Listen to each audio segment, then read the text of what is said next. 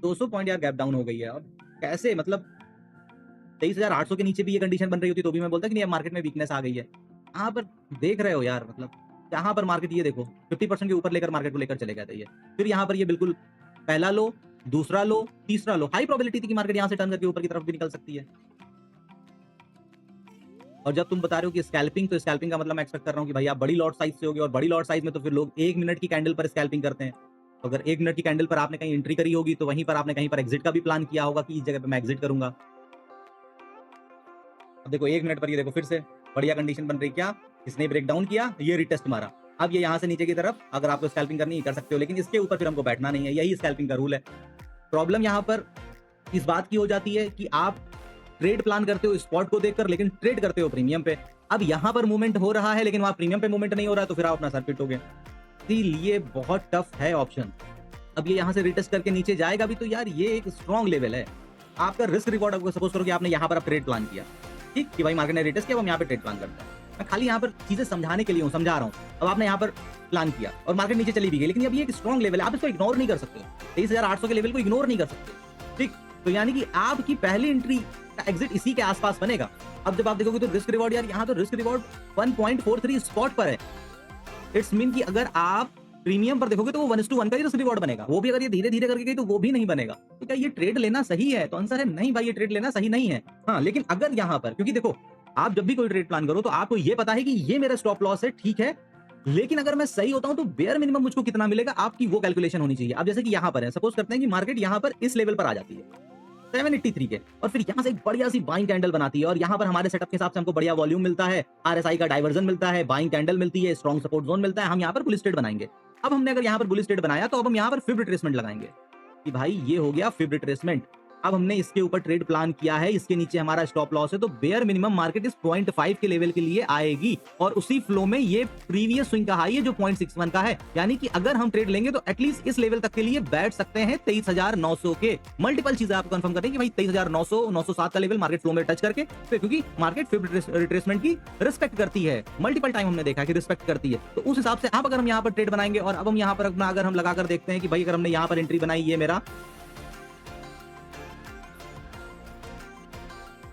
हाँ, ये मेरा स्टॉप लॉस है और मैं एटलीस्ट इस लेवल के लिए बैठूंगा, तो मेरा रिस्क रिवॉर्ड 3.5x का बन रहा है। यानी कि कुछ भी नहीं होगा तो 2.5x या 3x का तो प्रीमियम हमको मिलेगा ही मिलेगा ना, अगर हमारा ट्रेड सही होता है। और यही चीजें आपको प्रॉफिटेबल ट्रेडर बनाती हैं।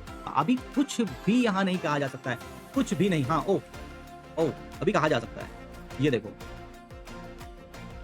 ये देखो गिफ्ट निफ्टी ने यहाँ पर सपोर्ट लिया है, आरएसआई कंटिन्यू यहाँ पर बॉटम पर स्ट्रगल कर रही है, लेकिन मैंने बैक में जाकर भी दिखाया ना कि कई दिन ऐसे होते हैं कि मार्केट इसी बॉटम पे ही स्ट्रगल करती रहती है और मार्केट नीचे की तरफ चली जाती है। लेकिन आपको ट्रेड प्लान करना है, आप अपने लेवल पर ट्रेड प्लान करोगे। गिफ्ट निफ्टी अपने एक बढ़िया सपोर्ट जोन पर आ तो गया है, फिर देखो गिफ्ट निफ्टी अपने बढ़िया सपोर्ट जोन पर आ गया, तो क्या इस हरी कैंडल को देखकर हमको ट्रेड प्लान करना चाहिए?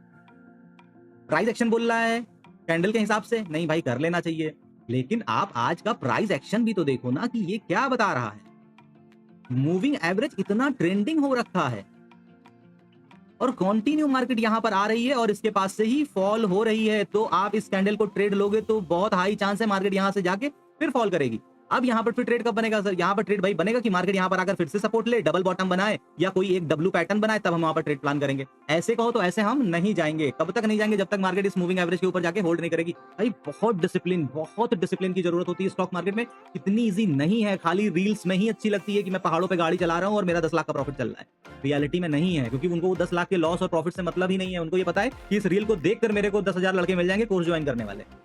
अब यहाँ पर मार्केट अगर नीचे भी जा रही तो मेरा रिस्क रिवॉर्ड ठीक से बन नहीं रहा यार। मैं क्यों उतने भागे हुए प्रीमियम पे जाऊंगा? ज्यादा से ज्यादा क्या होगा?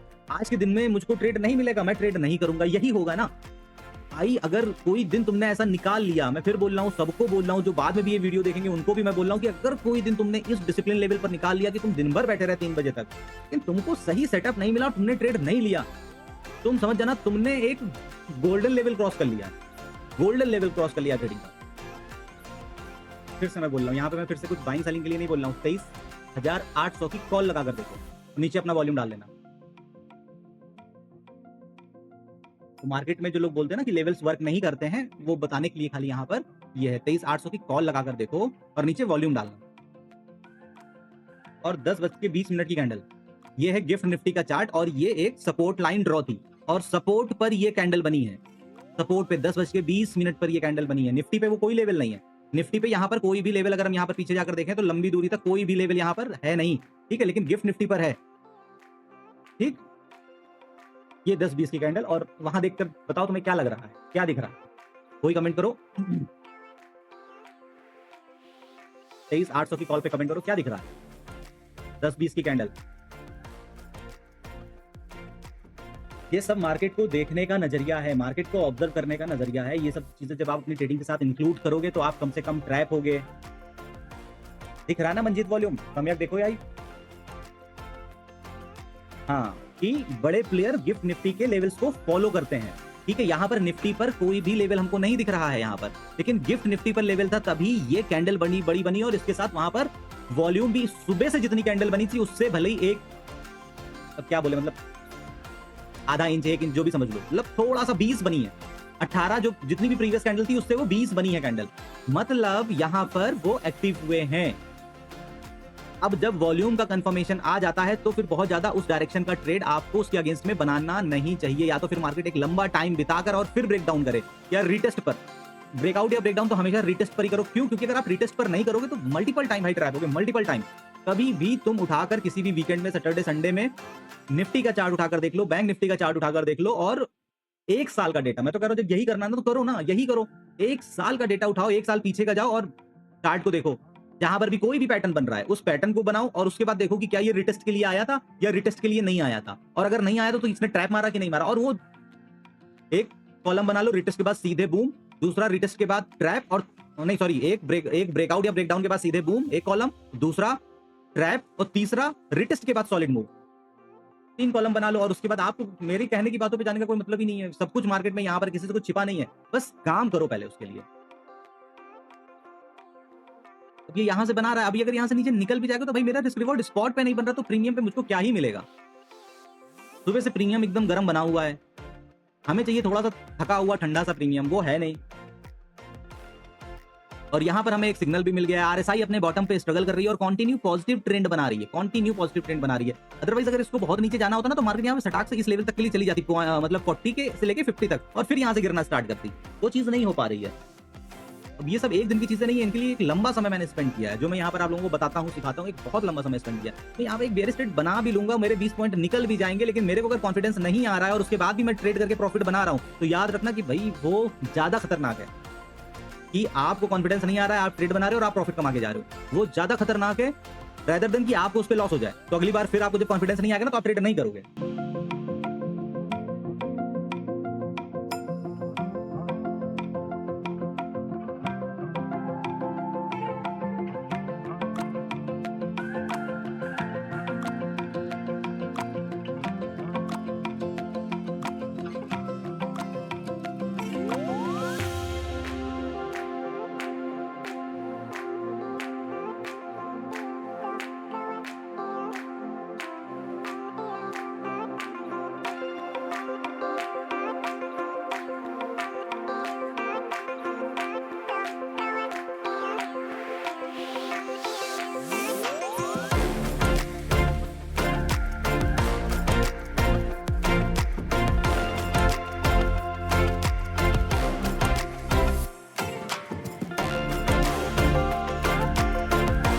अब यहाँ पर अपने आप को सेव करना है, अपने एसएल को ट्रेल करा दो। सेलर के लिए, बायर के लिए नहीं है ये चीजें। ये देखो पहला लेवल आ गया 0.5 का, अब ये स्लो में इस लेवल के लिए जा सकती है, या फिर इसके ऊपर भी। अब ये गोल्डन जोन है, यहाँ पर मार्केट कंसोलिडेट करके अगर फिर निकालती तो एक अगला मूव हमको ऊपर की तरफ देखने को मिल सकता है, लेकिन इसके ऊपर हम एक्सपेक्ट नहीं करेंगे। क्यों? क्योंकि आप ये देखो ना कि मार्केट नीचे से कहां से आ रही है। अगर मार्केट यहाँ से इस लेवल तक पहुंची तो भाई 1 गो में उसने 143 पॉइंट का मूव कर दिया होगा। तो अब आप सोचेंगे कि नहीं इसके बाद में तुरंत बना लूं, एक स्विंग का लो बना बस लगा के कूद जाऊं, नहीं होगा। वो 10 में 2 बार ही होगा, 8 बार वो आपको पटक के मारेगी मार्केट वहां पर।